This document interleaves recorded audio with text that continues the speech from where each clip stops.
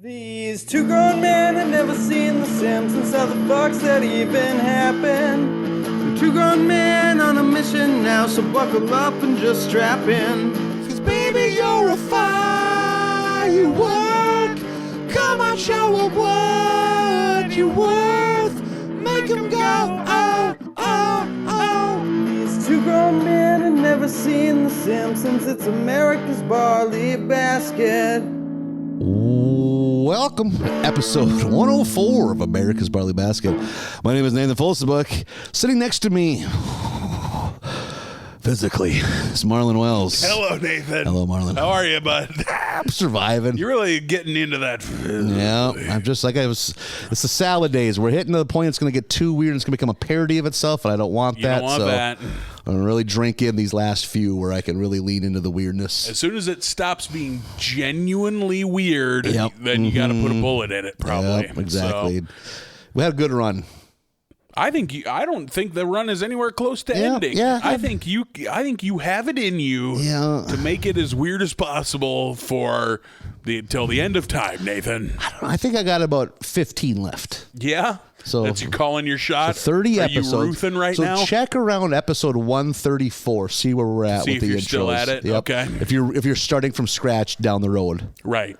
Yep. All right. We'll see how Maybe that I'm goes. selling myself short. Maybe I think you are. I think you've got it. You've got it in you. It's just so much like I'm a method actor, so I got to be such a creep for the days leading up to the podcast. Oh, sure. Is that why you've been so weird the last couple days? It's affecting my social life. Yeah. I do a lot of lurking at night. You're at open mics, putting your hand on the small women's backs. Yeah, men's backs. Men's backs also. Been getting a lot of complaints. Going to old folks' homes where I don't know anyone. Who are you here for? I'm here to visit a grandma. Yeah. Did you say your grandma? No, I said Grandmas, grandma. Plural. Show me the grandmas. Like a buffet. They're all so slow they can't run away. I want a buffet of grandmothers. That's what I want.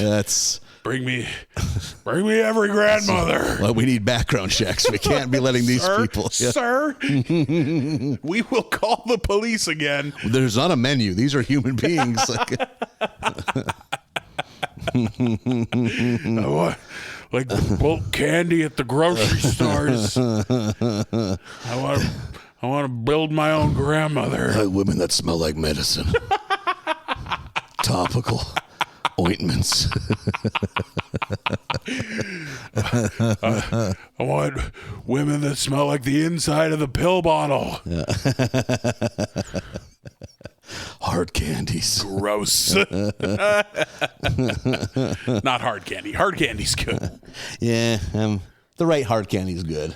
Like a peppermint pinwheel disc. That's where I'm at. They have their place. Yeah, red and white peppermint. If I had a bowl of peppermint pinwheel disc, that fucker's staying full for a while, though. I ain't going to watch a football game and eat 21 peppermint discs. Oh, I will. I don't like if I have peppermint pinwheels, that's something you leave in the kitchen. You don't bring it into the living room. Really? With Oh, you. Oh God. I will individually unwrap them all into just a big punch bowl and eat them like popcorn. You know how you got the pinwheel, the hard disc. Yeah.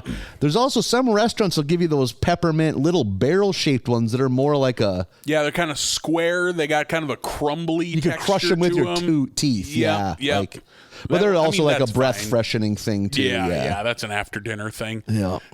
Those are fine, but they're not the peppermint pinwheel disc.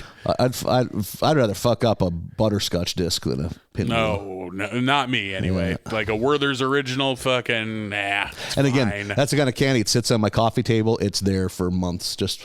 I got to be in the mood for hard candy. What puts you in the mood for hard candy? Well, peppermint, sometimes I got fucking midday breath. I just, some peppermint will help spice that up a little bit. Yeah. Give it a little effervescence. You go through a lot of candy in your day-to-day, or is that like, I'm at the gas station, so I'm going to buy some candy? Yeah, I'm making very poor financial candy choices. It's always an impulse thing. Gum? You gum man? I am only a gum man if I'm driving.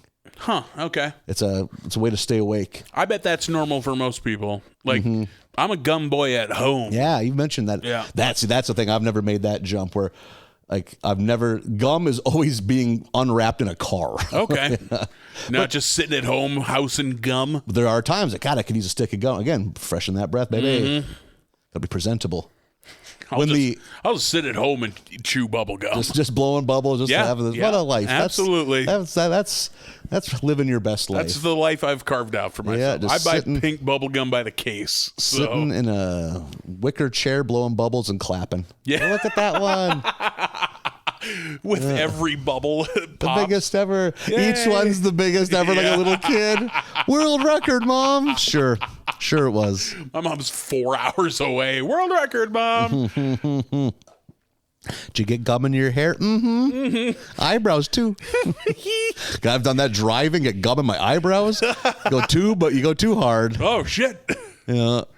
Now, like, as an adult, you blow a bubble, get chewing gum in your beard. That's a problem. Oh, God, yeah. The struggles we have. Yeah. Fuck We're white men. Yeah, we don't have a lot of actual problems. Screw the depression. We have our problems, too. Listen, the Dust Bowl sounds like it was bad, but sometimes I get pink bubble gum in my beard hairs. When I'm doing my little cruises. Listen, I'm sure Korea was hard. Yeah. I heard you guys got free gum. Free gum and tiny little Tabascos. You guys were living the life. You know, I was going to try to do a Nathan segue, and I can't. I don't have it. I don't have the talent for it. That's You know who all hasn't been to Korea? Who's that? The Simpsons. That's true. They haven't. I had to think about it. They've been a lot of places. They've done a lot of the Simpsons are going tos, but they have not done Korea. We're watching the Simpsons. We are into season 24 now, episode 4, Gone AB Gone. We get a fun Wacky Racers intro for the couch gang. Yeah, that was good. I like Wacky Races. I like the different vehicles that they all have. Yeah, they're fun. All these good sound effects in those old Wacky Races. Have they ever made a Simpsons-esque Mario Kart knockoff, or was that more of a... There was a Simpsons driving game probably 18 years ago, but I feel like that was going after a different franchise. There was a driving game that was a crazy taxi knockoff. That's what I'm thinking of. And then they did a GTA also. Oh, did they really? Like a Grand Theft Auto, doing missions, getting out of the car and stuff. Feels like the Simpsons would lend themselves well to a Mario Kart knockoff. I agree. I don't know why they haven't Do gotten it double around to dash style so you have two people in a cart. South Park had a kart racer. Yep. I bet if you dig around, there's a Simpsons kart racer in there somewhere. Yeah. Everyone had a fucking kart racer. It makes sense, yeah. Or a car combat where you're shooting missiles and that kind of thing. Yeah. Like I could see, a Twisted Metal like. Yeah. Okay. Yeah. Fucking even WWF had one of those. Oh no shit! Yeah, really? WWF Crush Hour. Yep. It's horrible. Sounds like it. Yeah, real bad. Twisted Metal and Vigilante 8, I think, were the only ones that ever got that right. Oh, no kidding. Yeah. The Twisted Metal games, like, what window of time was that? Was that in the 90s? 1. Oh, it was? Okay, yeah. So that's been a hot minute. Yeah, mid to late 90s.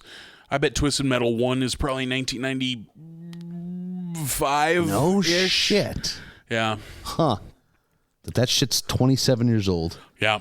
And getting a Amazon Prime TV series. I saw that. Think. Yeah, Will Arnett's going to play the clown guy. Yeah, play Sweet Tooth. Yeah.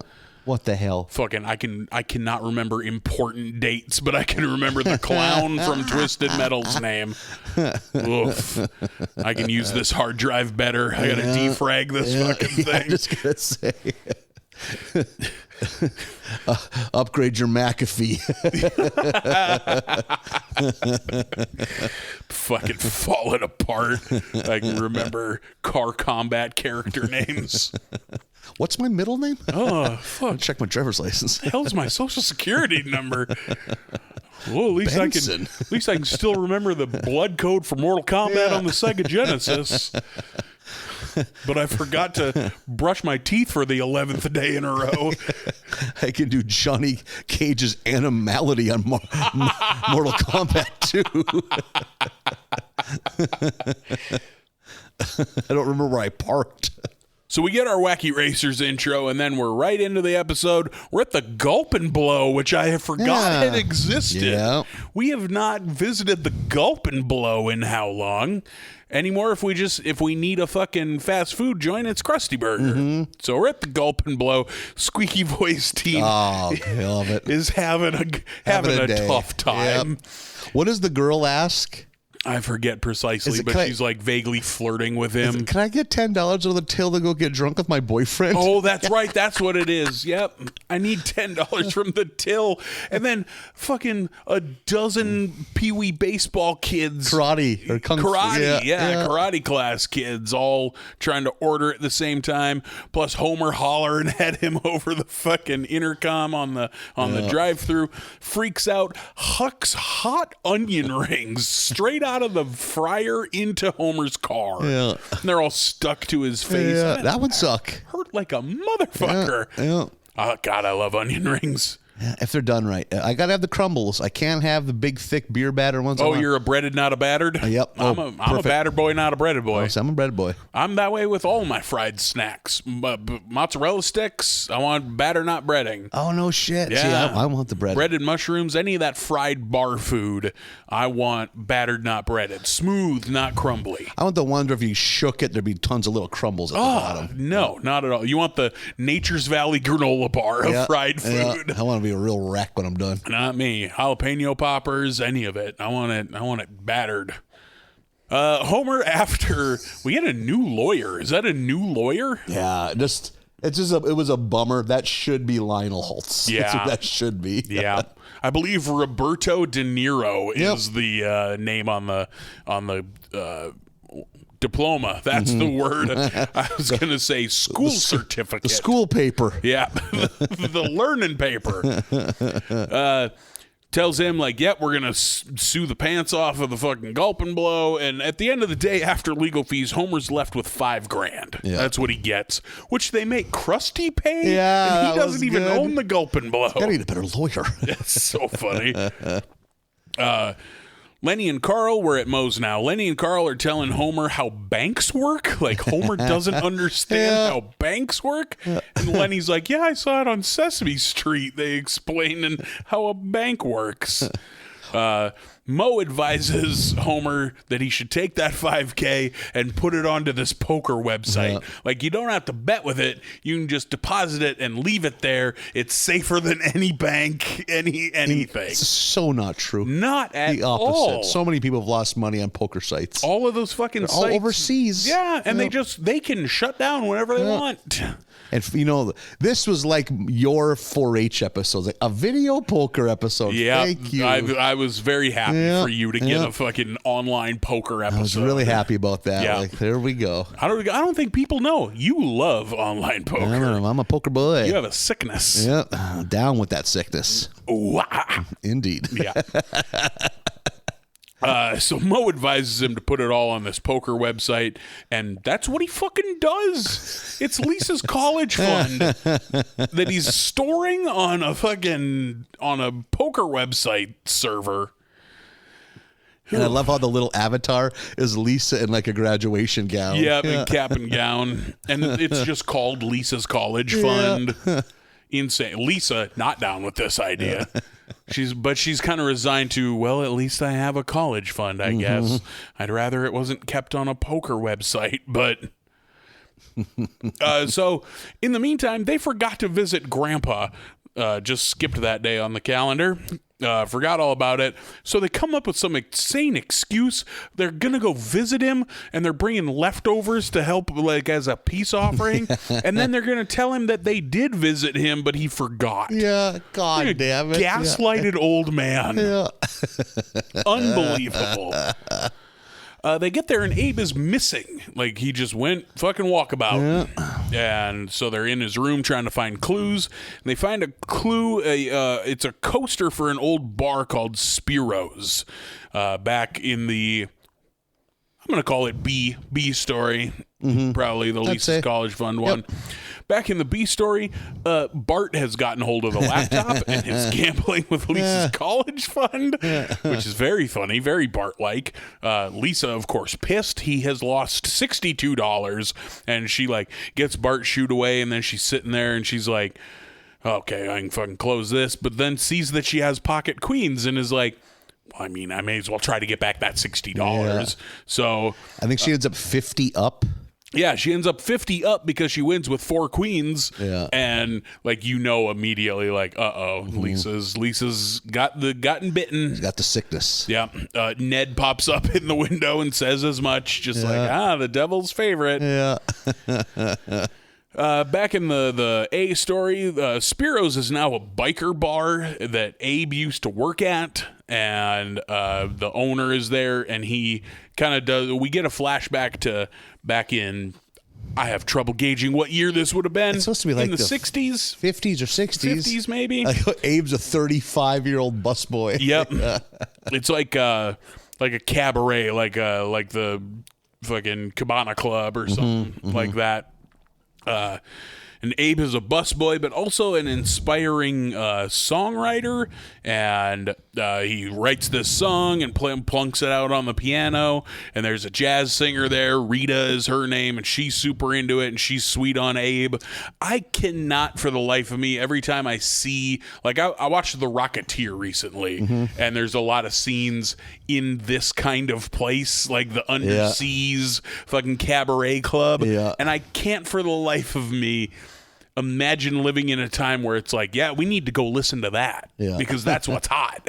No shit. Like you can't fucking party to cabaret music. Think of that. Like that's why people were fucking swallowing their tongue over rock music, rock and roll. Fucking, Bill Haley, Rock Around the Clock, had people fucking stabbing each other with crochet needles because it was such an insane what? Like this isn't the Glenn Miller Orchestra.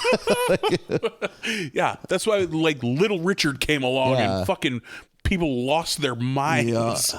Yeah, it's wild to think that this was cool. Did you see who did the voice of Rita? Oh, I meant to look it up and didn't. You couldn't place it? I was trying to think, or I was like listening real closely, trying to catch it, and just never fucking could.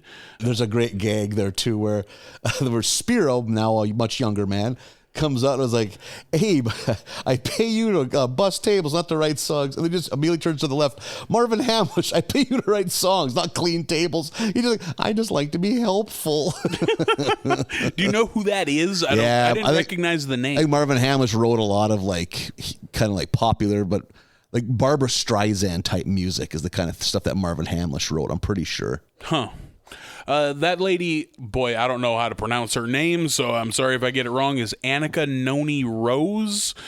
She played the princess in Princess and the Frog, that like late model Disney's return to classic animation animated movie. They ever done a classic animated movie since, I wonder? I don't know. I think Moana is digital. Yeah, wouldn't that be Encanto? I don't know. I've never seen. Is that not digital? Yeah, I wonder. I'm not sure. I think it is. I think I've seen stills of it. So that'd be an interesting thing to be able to say you were a part of. Yeah, is the last non-CGI-ish Disney cartoon. Yeah. Also the first and or the only black Disney princess. That sounds right. I think. Yeah, I don't off the top of my head quite remember. I don't know if that's true, but I seem to remember frumpy white people being upset about that movie. I think you're more in touch with Disney. Would that be a safe assumption? Yeah, but I was fucking out of it by this point. List your favorite ethnicities for Disney princesses. Go. Lion. If you would have rattled them off. Filipino, Korean, Irish, Dutch. Yeah, I think you're giving Disney too much credit for the ethnicities of their princesses. I think it's a sea of white folks, the Princess and the Frog Lady, and Jasmine.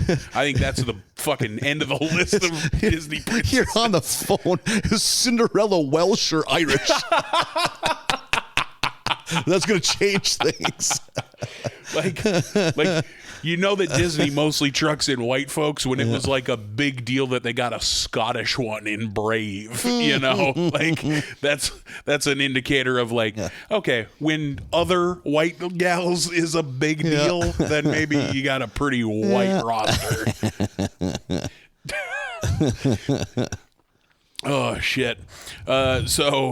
This singer is sweet on him, and then we find out that she's married to him. They got married. I think we learned that from Spiro before they're off to whatever the next clue is. In the meantime, Lisa is like reading up on poker. This is, of course, very Lisa. Al Roker on poker. Yep, that's two Al Roker references in a very short amount of time. Yeah, because we got one last week. Bart. Yep. Yeah, I'll buy that. I'll buy it back in New York City. Yeah. Yeah, she's like very Lisa. Dives into reading up on how to play poker. Yeah. Which. Good on her, because she was, the last time we saw her, she was sitting in front of the open laptop with $5,000. Yeah. So good on her for shutting that and going and doing some research first. And starts to build a poker empire. You ever bother reading like poker shit, or do you just know it from having played it enough? I've probably read 10 big, thick old poker books over the years. Really? Yep. How about blackjack? Because you play a lot of blackjack. That's too. all such simple math. Basically, all you need for blackjack is just a chart on your phone. This is like 1999, 2000. When I first lived with someone in the computer, when I was busy not writing term reports, he had a thing downloaded called Blackjack Wizard, and you would play blackjack hands, and you would, as you went, it would stop and tell you, mathematically, you should do this. So really, ever since then, that was it wasn't a good thing to have because it made me want to play blackjack. Blackjack's great. Yeah. The best advice you can give someone is to never play. You ever go to a casino where the lights are off? A lot of lights on. You're playing against the house is going to win. You and I are very different because I tell people, you should play. It's fun. Yeah. I don't think you've ever got sucked into the depths of it. I think the most I've ever lost in a night of blackjack is $100, which is like still a lot of money. Yeah. And it certainly was at the time. Yeah, that's for me. Always at the time when I was broke. Like, why are you gambling? Why are you even here? Go home. So Lisa reads up on poker and then starts cleaning fucking house. And there's a great gag, since it's her college fund. As she wins, she keeps putting on sweaters to better universities until she's got like a Harvard sweatshirt, a Yale cap, and then an Oxford jacket. And then that one French one is like the Sorbonne or something like that, like Sorbonne. Yeah. I didn't, but it's like I didn't know what that was. Yeah, like a sash with that on it. They find Rita. That's where Spiro sends them, is to old Rita. And Rita tells them all about her and Abe. They'd gotten married. They were fucking living it up. And we find out that this is after Mona had left. Oh, yeah. Okay. Yep. So it's not like salacious. Like, we find out Homer should remember all this. Yeah. Because he was like 6 at the time or something like that. And then we find out why he didn't remember any of it was because when they got married, Homer was tying cans to the back of the car like you do, but got all wrapped up in the strings, and they drove off and drug him down the fucking street a while. And so he ends up in the emergency room, and Rita's all excited because they're getting booked on a European tour, but Abe chooses Homer over Rita and the European tour in order to stay with Homer. And they never stayed together after she got back from the European tour because she had gotten way into heroin. Her words, super addicted to heroin. Unbelievable. And then she starts nodding off. Starts snoring, yeah. There's a good, like, after Homer learns of all this, he gets kind of emotional. He takes out that locket. Move over, Fonzie. I have a new hero. I like he has a locket with a picture of Fonzie in it. Insane. That he just wears around. Yeah. Grandpa's really casting a good light in this batch of episodes. Yeah. Yep. Yeah, we get a lot of Grandpa in this batch. Lisa's cooking along. She's over $400,000 insanity. playing poker, and she fucking goes all in on a full house and loses to 4 of a kind. Which has never happened to me because I don't play much poker, but I bet that's a heartbreaker. That's a colossal bad luck because that's the odds are insane. You never even consider quads unless there's 3 on the board because the odds of it happening. You just have to chalk it up. Wasn't my day. You know, they're like, it's not even worth thinking about because if it happens, it happens. It's so rare to have happen. It's like, well, you tip your hat, you know. Like, oh well.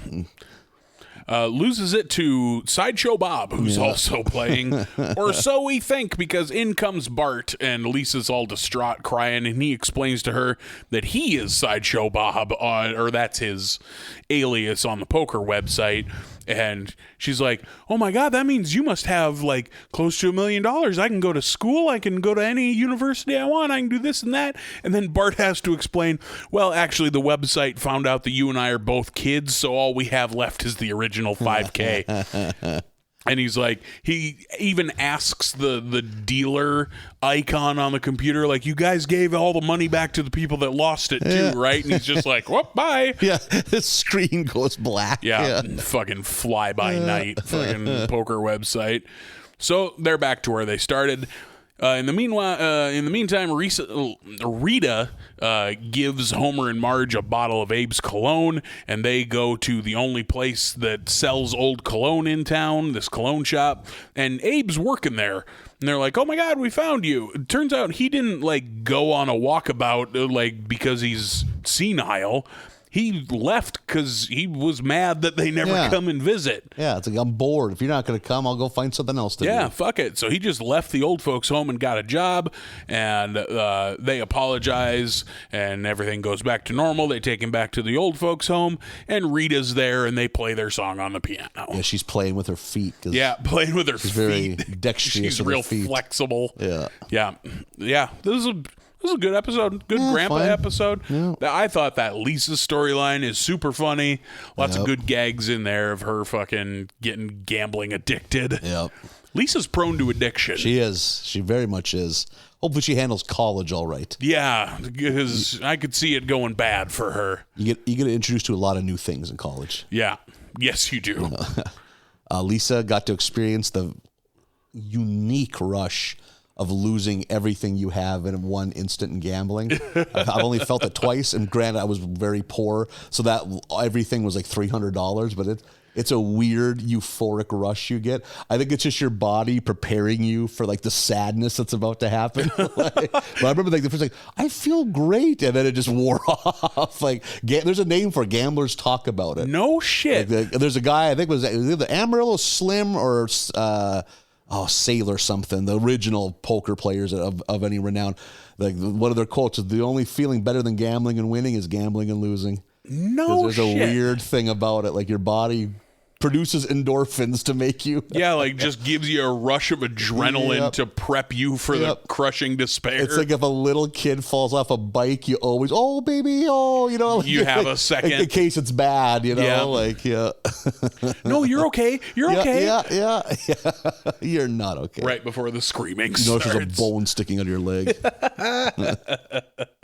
Yeah, there was not a lot of laughs, but it was fun. Again, the gambling. They had me with online poker. Yeah. I've never once played online poker. No. Yeah, you're almost the right age to have gotten on the rush. Yeah, when that was I played a lot of in-person poker, and not even a lot, actually, now that I think about it. But like, you know, you get fucking 6 guys in the dorms. Somebody got a fucking poker set for Christmas. Yeah. And sit around and play. It's probably the Christmas of 04 or 05. Poker sets had to be one of the most popular Christmas gifts. Every random store had a stack of them by the front door. Like, those fake aluminum briefcases, those tinfoil briefcases. Yep. I still have mine from like 15 years ago. Yeah, it was in the backseat of your car for years. Looks like I'm calling a handgun. Yeah, you drove around with that thing in the back dash for years. So trust where the good people in North Dakota are. No one ever kicked my windows out. Yeah, because they were like, oh, that's definitely a fucking low-rent poker thing from 10, 15 years ago. Or America's most low-rent assassin. You figured you'd have a nicer car. Man, Agent 48 really fucking is letting it slip. Yeah, I never did play much. Still haven't. I always think poker, if you're going to gamble, it's like, oh, here, pro tip from Nathan right now. If you're ever in Vegas and you want to get drunk while gambling so you can drink for free, and it's late, it's a Saturday night, the floor is filled, the service is terrible, go play low stakes limit poker. Every poker room has their own servers. So there are people dedicated to the 20 by 20 square room with 15 sweaty dudes in it, as opposed to the servers that have to handle a football-sized field with 700 people playing slots. Like, it can be slammed 10 o'clock at night.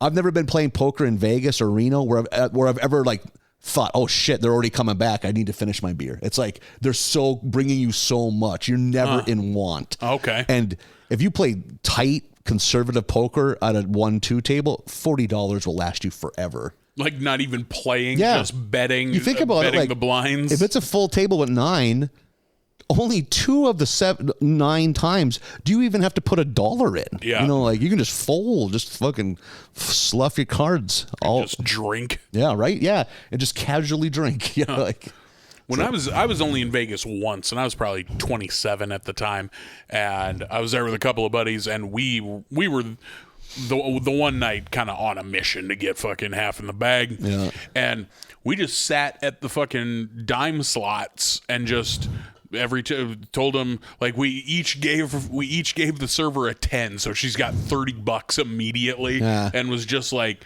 we're just gonna sit here and you just kind of keep them coming and we'll pretend to play the slot machines. How about that? She's like, yeah, I don't give a fuck. So it was a beer and a shot every time she would come.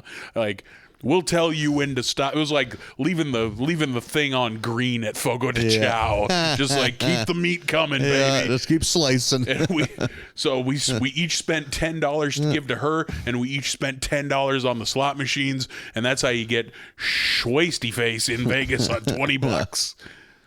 I think some casinos now they're able to tell how much you're spending. And they can suss that out. They can slow the server down a little. You're just sitting on a machine. You're not even putting money into it. Nope.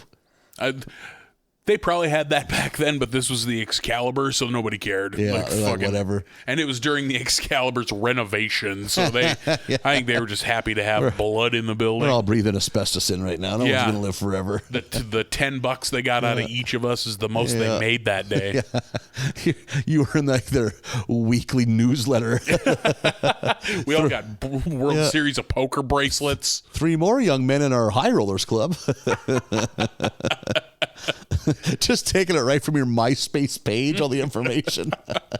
God, that fucking hotel! Like, they were doing renovations, so I assume it's nicer now. But God, the Excalibur was a shithole when I was there.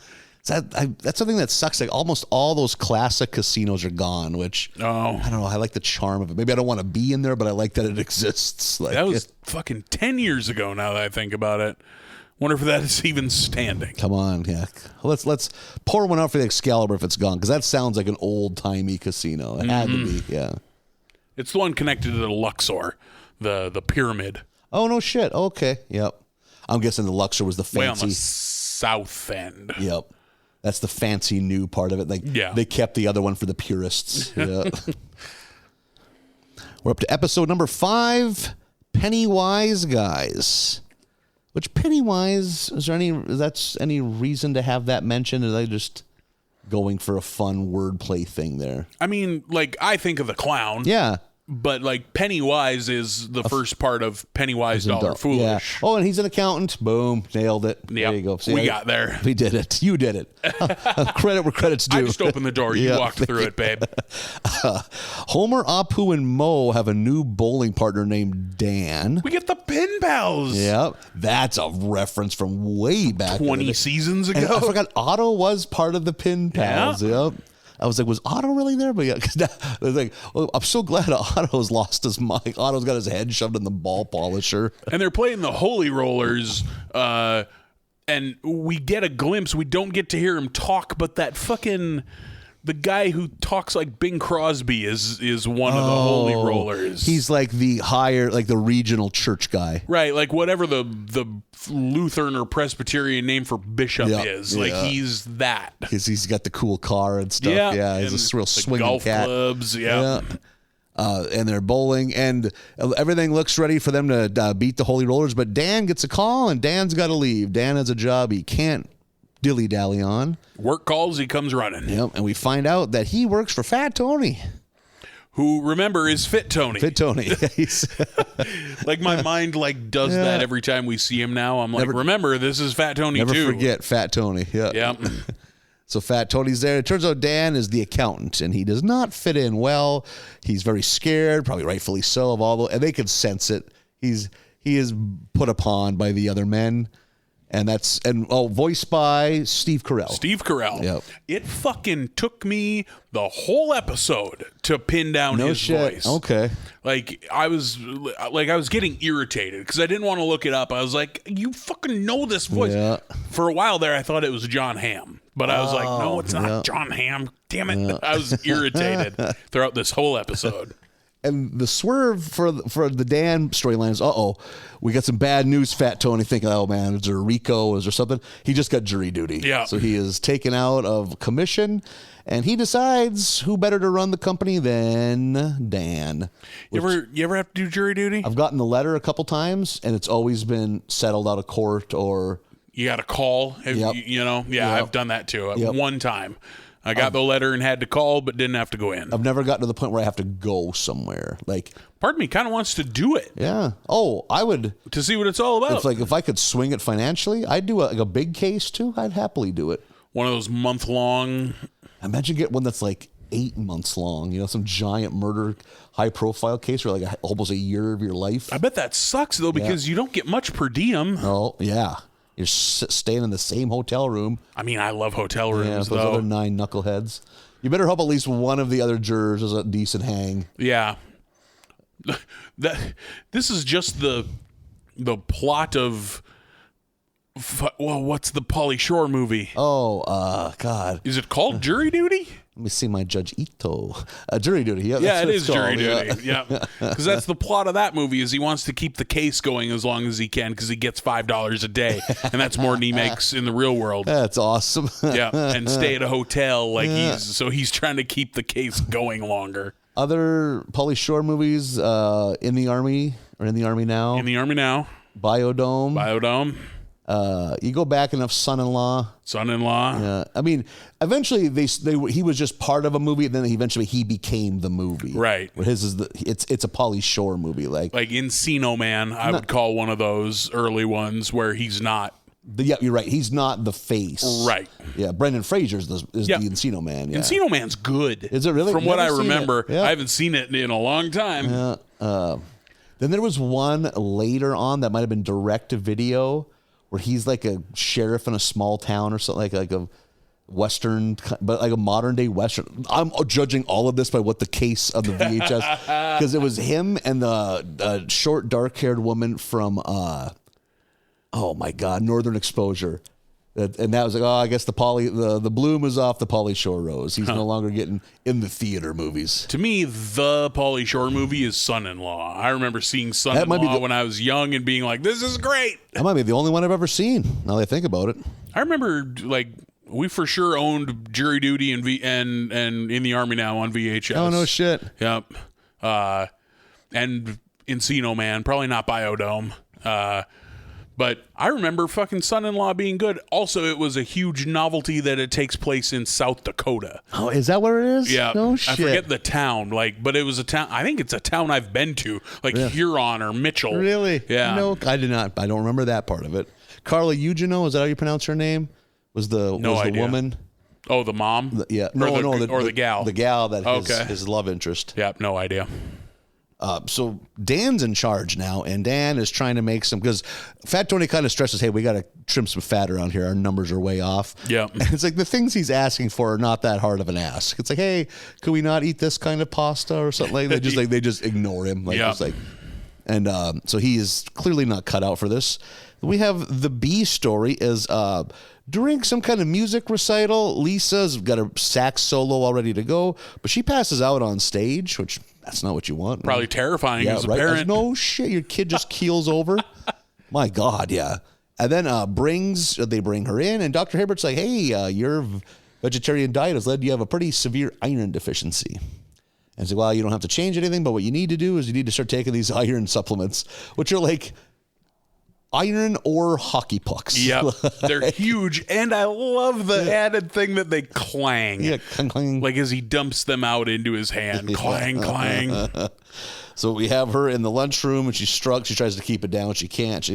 At one time she puts it in, 2 come out. Like, yeah, what? insane. And that's when we get a peek into Lunch Lady Doris's life, who sits down next to her, and she's like, yeah, I'm iron deficient too. Or I was iron deficient until I tried this. And what's that? It's beetle mush.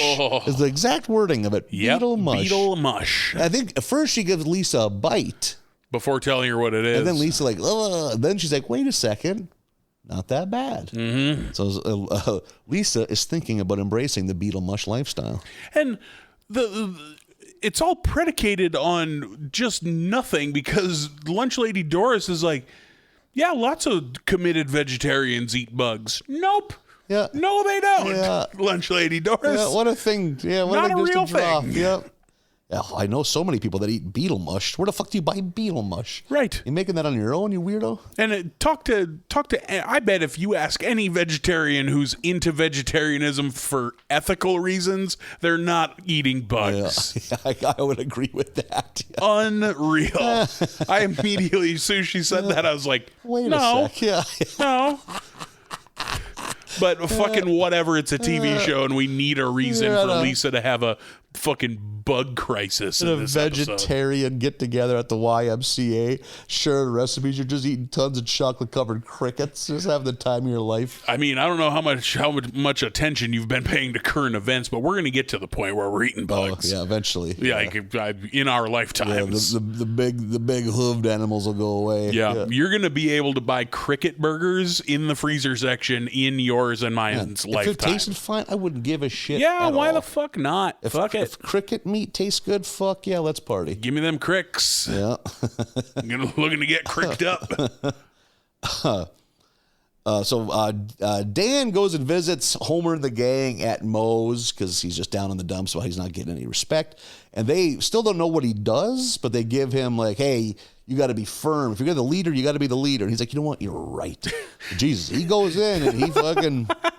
he's not horsing around. He gets their respect, you know. Yeah. Got to make all these changes, this and that, and which he talks to Fat Tony during. I think Fat Tony's like on a break, and fucking he's like telling him, he's like, you got to trim the fat. And by trimming the fat, I mean kill some people. These redundancies. It's like we got like sharpshooter Mike, sharpshooter Jimmy, and sharpshooter Bob. That's too many sharpshooters. Like, you're right, get rid of some of them. He's like, I gotta go. It's like Hungarian immigrant woman. He's like, you have breasts like a woman, but you don't give sack. What does give sack mean? I think suck. Is that what it is? Yeah, I believe that's what that. I was going to figure. Her accent. Yeah, good. Yeah, you have breasts like woman. Like, Jesus, he's like lady. Resting on his elbows, and she like pushes the elbows off the table. Like, I love the idea of Fat Tony getting bullied by this mean old Eastern European lady. Breast like a woman. Oh my God. So Lisa's decided to really get into the bug eating lifestyle, goes and buys a bunch of grasshopper eggs, and she's, that's my new thing. And then she tries some shrimp, I believe, at one time. She's about to. It's a slippery slope. That's what it is. Oh, like shrimp's just a bug, a big bug. I thought that's where we were going with this, and I was pretty hyped for it because she's staring at that shrimp cocktail just like, I mean, it's not that big of a leap from from grasshoppers to shrimp. They're both kind of bugs. But then she has, I don't know if she's dreaming or if she just has like a daydream of like giant grasshoppers, and they're on the American West. Yeah. And the grasshopper like leans over, like, don't eat me. Like, why would you eat me? Like, which, that happens with her with any animal. They all talk to her in some way. And she's like, well, sure, why not? You can't feel pain. And the grasshopper goes, who told you that? And then there's like an ant there. It's like, you know what's underneath us when you eat us? And he pulls out just a beating heart. Yeah, it just rips its own thorax open and bleeding fucking guts in there. And she snaps out of it. She's standing at the refrigerator holding that drumstick. That's what it is. Yeah, she's starting to like. Oh my God, I'm meat walking. Yeah, she's like psychologically, like subconsciously wants meat. So that's just she's out of the grasshopper game. She's out of. She's like, Bart, get rid of it. And at this time, Dan eventually finds Homer and is like, I need your help because I am supposed to whack some people. And he's like, you don't want to do it. And he's like, no, I do. That's the problem. I really do. He's got that pistol. I love this turn. So Homer ties him up. He's like, they did this for Homer for something in his past. And like it didn't work, but it's like, it'll work this time. I can't think of what that gag is, but he's getting tied up.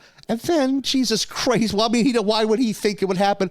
Those goddamn grasshoppers. It was a weird fucking, just a poor coincidence. It's like a fertilizer falls on the eggs, falls on this, falls on that. Now these like super hyper aggressive giant grasshoppers are fucking going through his orifices. Like, as long as you don't, in his mouth and coming out of his nose. As long as you don't lay your eggs inside me. There's some gross imagery. Fuck yeah, there was.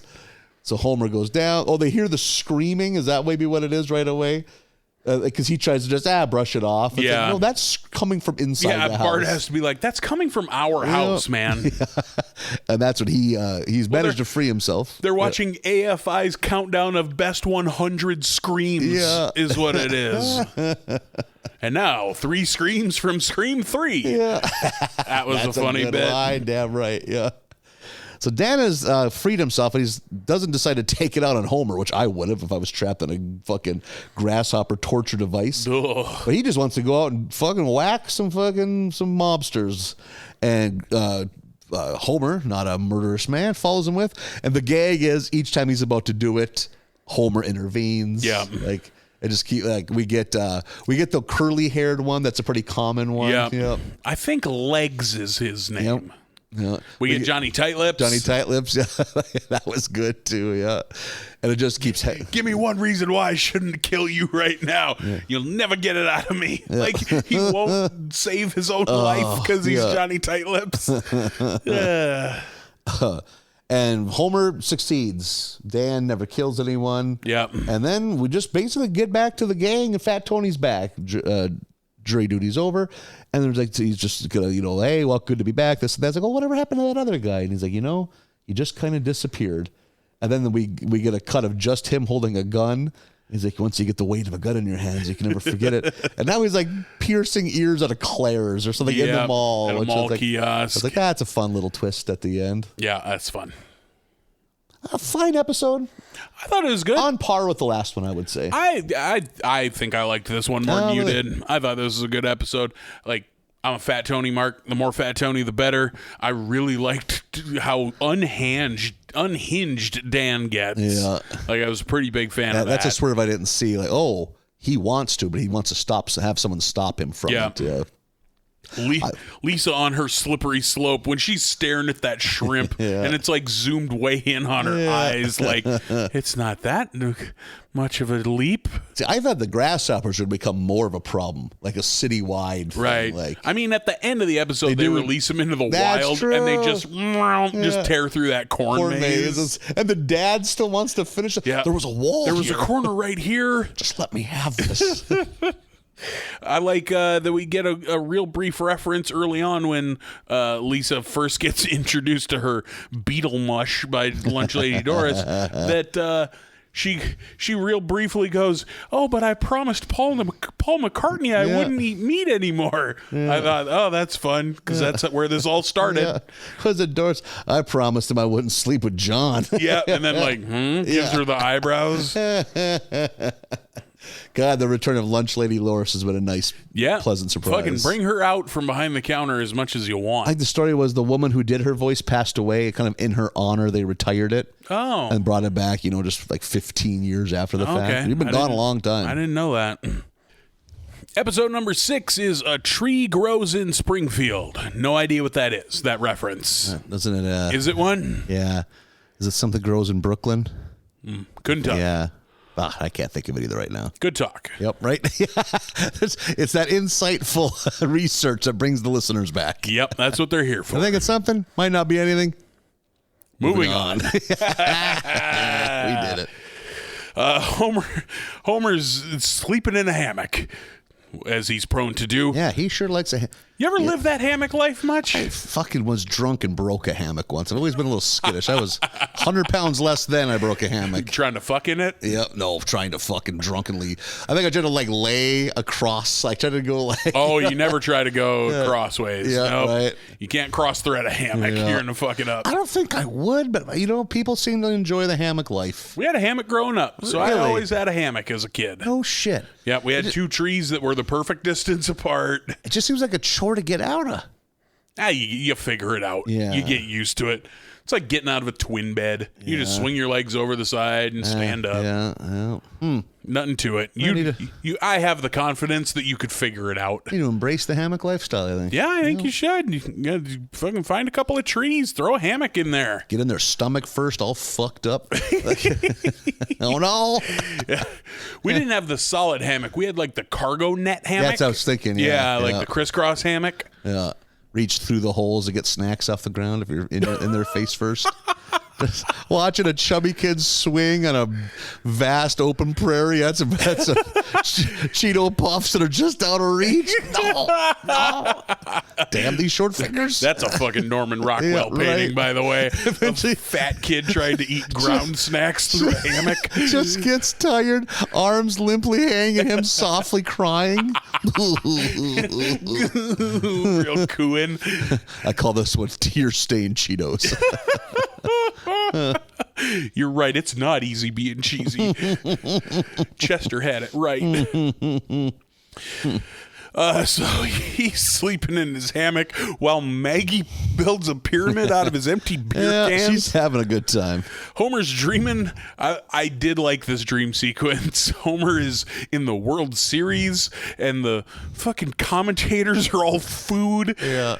And he hits the ball and it breaks the sky and the ocean comes in through the sky and everything's underwater, but they still try to get the tarp out, but it turns into a giant manta ray and stings all the groundskeepers. It's an insane visual bit. And the announcer keeps commenting on how it's like this. Yeah. Homer's really having a dream tonight. A real fourth wall from the fucking sausage announcer. And he wakes up in the rain, and the house is practically destroyed by the rain. Yep. They have so many leaks that the house is like flooding. Yeah. And Homer just fucking goes to Moe's. Just like throws his coat on and just like, this is too much for me to deal with right now. And just goes to Moe's. You could do that if you live alone. Yes. Just, you know what? I don't give a fuck anymore. I'm going to go get You know what? I'm not dealing with this you right have now. 3 children, 10 and younger. Like, you're needed right now, Homer. But he goes to Moe's and he's a real bummer. And Moe is like, God, geez, you're a real bummer. And so he makes a phone call and we get Oh Yeah by Yellow playing. If you remember, the last time we saw Duff Man, it was I Got the Power. Yep. And now they've gone back to Oh Yeah. Good call. I was fucking marking out. I was like, hell yeah, Oh Yeah is back. Bum, bum. That fucking song is so good. But even Duffman can't cheer him up. So much so, Homer depresses Duffman to where he just leaves. Like, drops the character, takes his hat off. Tells those 2 dancers, like Stephanie, Cindy, you're going to have to find your own rides. Yeah, you got to find your own ride I'm home. done. Homer comes out, and Wiggum's putting a boot on his car. And then he gets home. He walks home in the rain, and the sprinkler system turns on in the rain, and he goes to turn it off and breaks the fucking nozzle off. Right into his face. And then his dog has mumps. Yeah. That was good. Well, I don't think that can even happen. Well, take a look. What's it look like? And it looks like mumps, frankly. Homer's having a bad fucking day. Then he finds out he has to go to a school fundraiser. So Homer's not doing hot. Yeah. We get there. It's all Western themed. Everything's cowboys. Skinner has a fucking stick horse named Buttercup. When Skinner watches Ned and Edna have that moment, and he's just in the back with his goddamn stick horse watching. It was like a real nice, like, I just love how you make me feel good no matter what I'm doing, Ned. Just him slinking back in abject sadness. Oh my God. And then he's gonna go do the goddamn fundraiser fucking raffle or something like that. Yeah. Then he goes up there and he's talking all hee-haw. He's talking all fucking old Western time. And fucking Chalmers comes out and he's like the oil baron or railroad tycoon costume going, we got to get out of here. Just talk normal. So he's going to do, Skinner's going to announce the raffle winners, and he's like, I'll skip past the projects you don't want, like art projects from your kids or a spaghetti dinner with the Van Houtens. If you look, Milhouse is self-harming. The parents are fighting, and he's about to cut himself with a knife. It's an amazing photo. Yeah. Oh, my God. I'd buy a framed photo of that. I would hang that photo in my home. I just love that was a raffle prize that someone, I'm assuming them, donated. Yeah. With that picture as part of it. Oh my God. And I skipped over, they're doing a silent auction, and one of the items is a piece of a model train engine. And Lovejoy's just hovering over it. And as people bid it up, he outbids them. And then finally, I think it's Milhouse bids it up, and he goes, you realize you've bid it up Hibbert's son. To the list price now. Yeah, it's Hibbert's kid. Because that's just a random character we don't see much of. Now it's list price. Look what you've done. Look what you've done. You made it list price. Which it's a charity. Yeah. Fuck Reverend Lovejoy for like trying to get a deal at a fucking charity auction. That sucks. Ever went too hard at a charity silent auction and got a bunch of shit? No, like I've gone and won things that I intended to win or that I wanted, but I've never like got overzealous and then ended up with a bunch of shit I didn't want. I got like 6 gift cards to random restaurants. I was like, guess I'm not cooking this month. Burn through these gift cards that I apparently now have to pay for. Spent 20 hours this weekend at Johnny Carino's. Eating alone is depressing. Dining alone at a Johnny Carino's. Homer wins the thing everyone wants to win, which is a MyPad. Yeah. During that, like when Homer wins the MyPad, we get a real brief line out of Moe. Moe's like, remember when me getting a cell phone was a big deal? Yeah. That was an episode. Yeah. Moe gets a cell phone. A fourth wall type, like. Moe gets a cell phone was its own episode. That was fun. Homer's setting up his MyPad, and we get a Steve Mobs video, which we haven't seen him in a long time. And Steve Jobs was dead by this point. So, but they even say in here, like, oh, Steve Mobs isn't really dead. He's living at the bottom of the ocean or whatever. Yeah. We get a lot of Apple jokes. We get a lot of dunking on Apple during this bit. Like, press the submit button and you buy every product that we have. Promise to buy every product we will ever release. Yeah. Homer immediately obsessed with his MyPad. Didn't dawn on me that we were going to do an iPad episode. Yeah, right? You know, but we fucking did. I'll be damned. Yeah. My favorite bit, because we get a lot of bits of Homer just like constantly being on his iPad instead of doing whatever. My favorite is that he finds an app for a Burns translator. Oh, my God. And that scene of Burns talking and then the iPad spitting it out into English and then Homer talking and it spits out Burns speak, like old-timey speak. That was super fucking funny. And the end was when Homer goes, woohoo. The transition was pip, pip. Pip, pip. Yeah. Very funny. We get Homer ignoring the kids at the zoo. Oh, my God. Bart is in the lion's pit, and Lisa's trying to... Dad, look, the giraffe is giving birth. Now it's taking its first steps, and Homer's just staring at his iPad. Oh, yep. Like, I bought in on the iPad maybe second or third generation. Like I wasn't first in line, but I got in before the lightweight one, before the Air. So like I had an iPad fairly early, and I have a different one now. Like I upgraded at some point, but I never was that obsessed with it. I always thought it was like just kind of neat. Like I've never been somebody to I don't think any iPad I've ever owned has left the house. Yeah, like for my big screen computing needs, a laptop is fine. Yeah. I don't know. I've never been able to think of like when would an iPad work, or like what would that give me that a laptop wouldn't? Right. Because I don't leave the house with my laptop. Like anything out on the streets, a phone is fine. Yeah.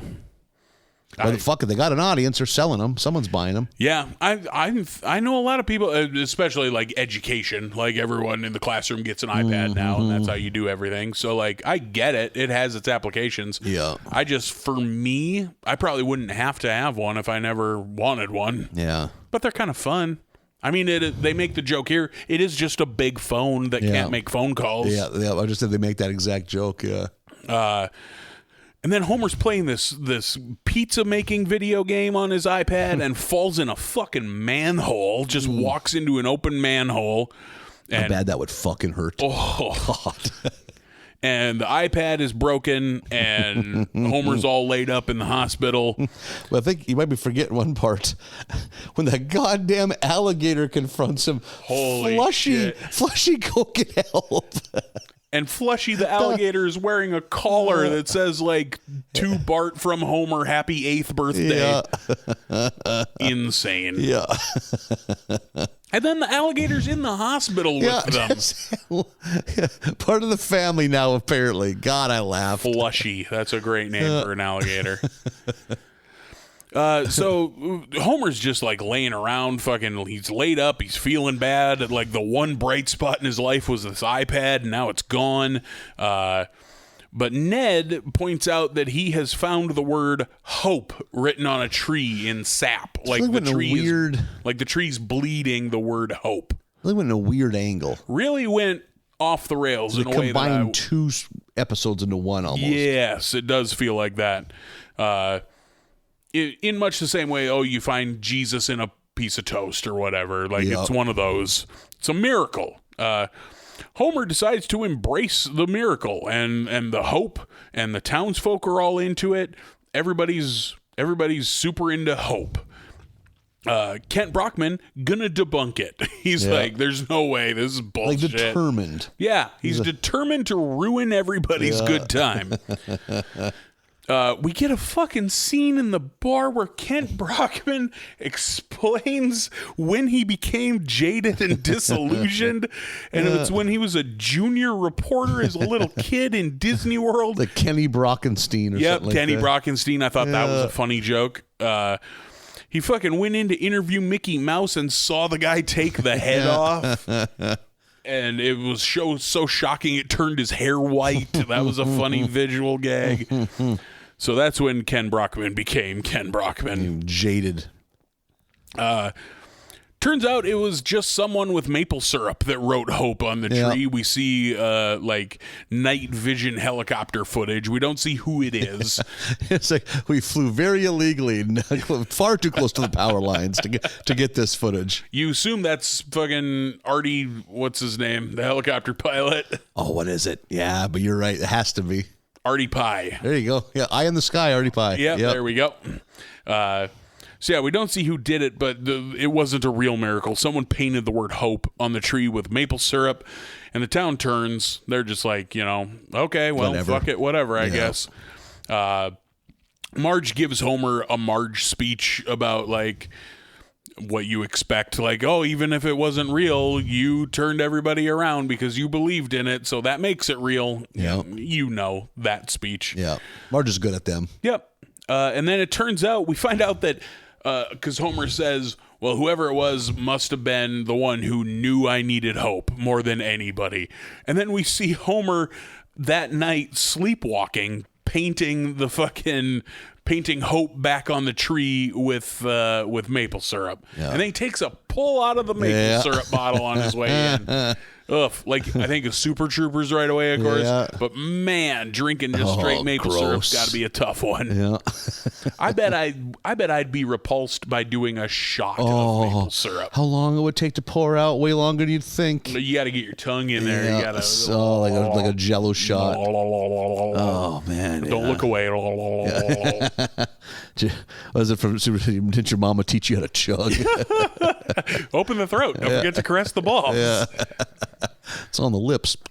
I believe they say in the director's commentary that whoever wins in that one, I forget who, is it Jay? Yeah. That was iced tea.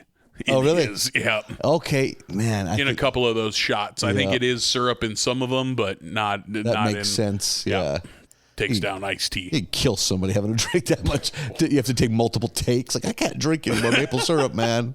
I'm going to die. I'm a team player, but this was released early on in the introduction of the MyPad, when right away Marge isn't mad at it. She's like, "You sure? I just love how much you enjoy that adult Etch-a-Sketch." Yeah, calls the iPad adult Etch-a-Sketch. When he's doing the mustache thing, like, which one do you like more? Do you like Raleigh Fingers? Do you like Pringles guy? Like, Pringles guy. I always thought he had kind eyes. Which I thought about. He does. Yeah. The Pringles man does have kind eyes. But Marge's like kind of turned on by it too. Yeah.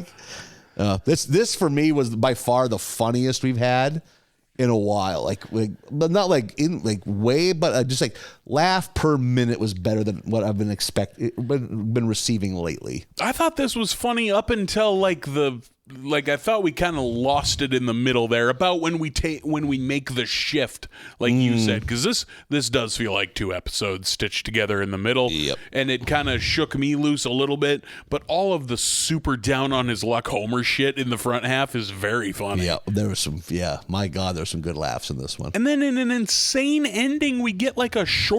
Yeah. We get another little animated short. No vocal, just all music. Yeah, like a lot of old cartoons were. It's logo theater, where it's just like it's a quick story about Malibu Stacy and the elf. And the elf wants Malibu Stacy, but she's into the paper towel guy. Yeah. And everything is a logo. All the buildings are logos. And Malibu Stacy gets captured by the Simpsons version of the Furby. I forget what that thing's name was. Yeah. And then it becomes King Kong, and the elf saves her. Like, just, hey, we needed to fill 2 minutes at the end of this, so this is what we made. The one thing I enjoyed about it was pausing it and looking at long forgotten Simpson brands. Yep, there's a lot of that. It's like they made the whole city out of just signs from businesses and that kind of thing. So that was kind of fun. Yeah, it was fun, but just another weird one. Yeah. Just out of nowhere. Oh, we're 2 minutes short. Yeah, we got 90 seconds to make up. Yeah. So, all in all, good episode though. Agreed. Let's see what episode 7 treats us. The Day the Earth Stood Cool. Starts at the park. Homer gets mistaken as Bart's grandpa by a pretty lady at the park. Right away, he thinks she's like hitting on him.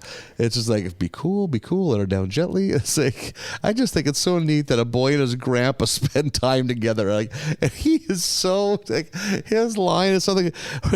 That boy's grandpa is a shriveled corn cob that begs for death.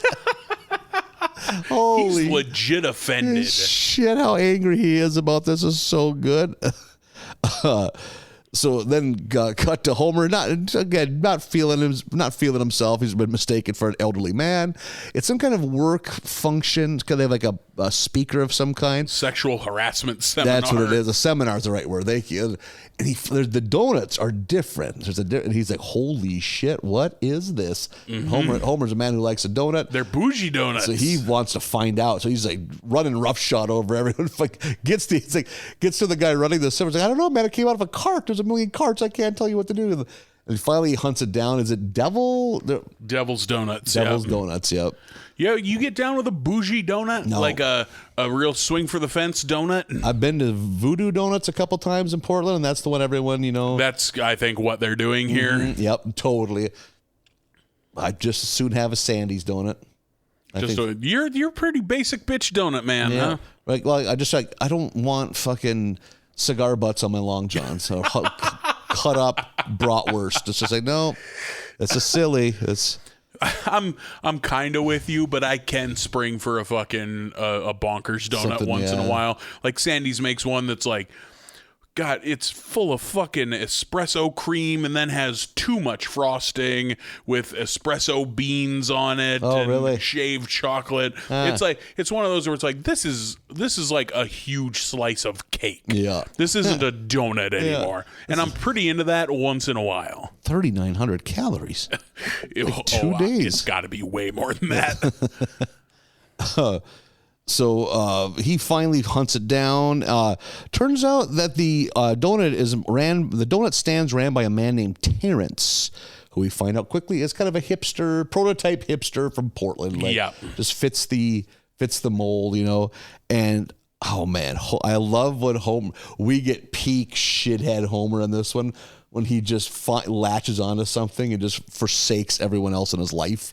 Yeah. That's what we're getting here. Terrence and his wife, Emily, due to Homer's urging, move right in next door. Because he's like, oh, houses have never been cheaper. Because they're doing the urban nomad lifestyle up until now. Yeah, but with the fucking camper pulling his donut cart. So the Simpsons go over to meet them because they are now next door neighbors. Turns out they also have this like a uber hipster son named T-Rex. Their kids are named T-Rex and Corduroy. The baby's Corduroy, yeah. Holy shit. And T-Rex is voiced by Patton Oswalt. Very obviously. Which I was thinking, is this the first Patton Oswalt? It might be. Yes, I believe so. You know, he's been famous for a while at this point in his career. I'm sure he's a huge Simpson mark, so I'm surprised. Oh, I'm sure. Yeah. One of my favorites. I love Patton Oswalt. One of my favorite comics. Agreed. Got to see him. I was in the front row. Like, I could put my hand on the stage when he played at the Fargo Theater several years ago. Did you try to touch him? I did. No, I didn't. Tased again. I did. Okay, I'll share. I did. I don't think I creeped him out, but it could be seen as creepy what I did. I went... his first book had just come out, Zombie Spaceship Wasteland. I think that's what it's called. And he was doing a reading and a book signing at Barnes & Noble. I went to that. And then me and my buddy Jack, we went to that. And then we were like, it was Wednesday. And Wednesday is New Comic Book Day. And he's a huge comic nerd. And so I was like paying attention to what he said on Twitter. And he was like, I'm in Fargo. I'm going to go find some comic books. So we went to the comic book shop. Just like, I bet he comes here. He did. So he saw us again. And then in the front row. And then we talked to him and like bullshitted with him a little bit there. And then we were sitting in the front row at the comedy show, a theater of 800 people, and we're front and center.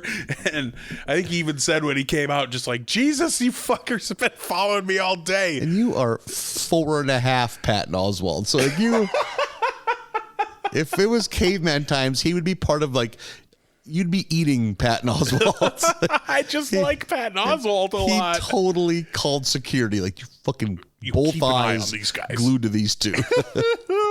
They've been fucking following me all day. Yeah, if he were like a frail lady comic, like she for sure would have called the police. Oh my goodness, that's awesome.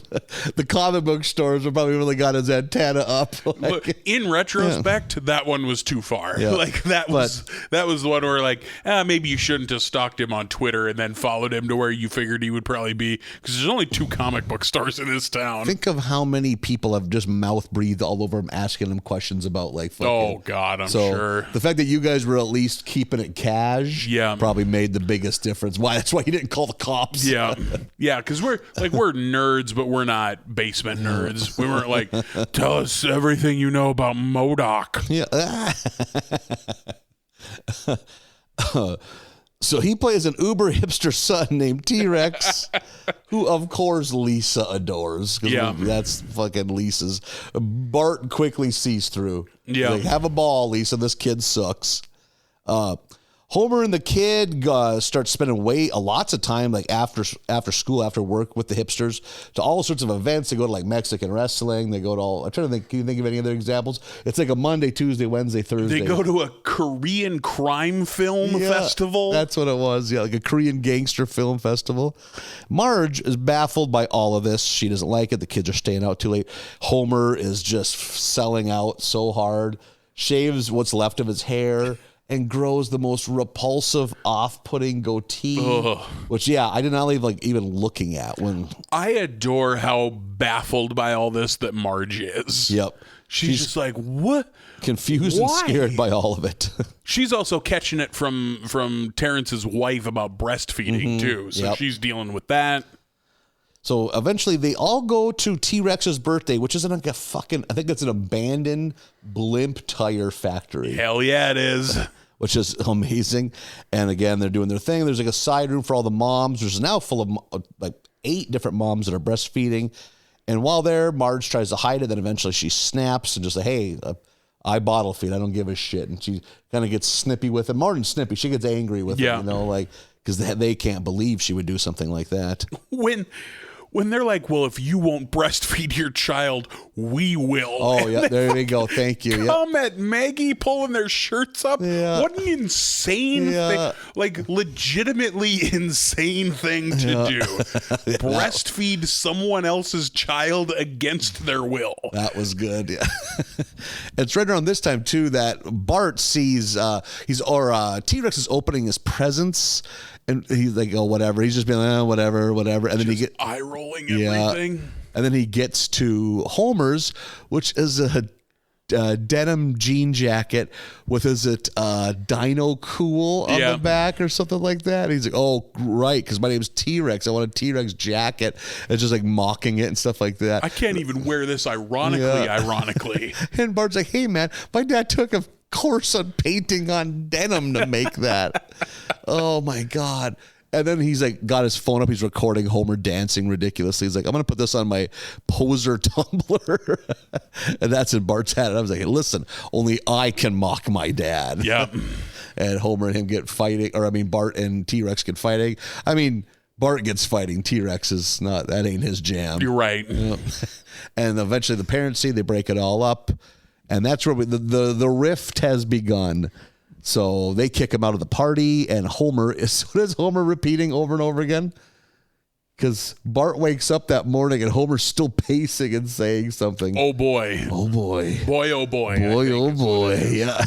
And Bart's like, have you heard boy, oh, boying all morning?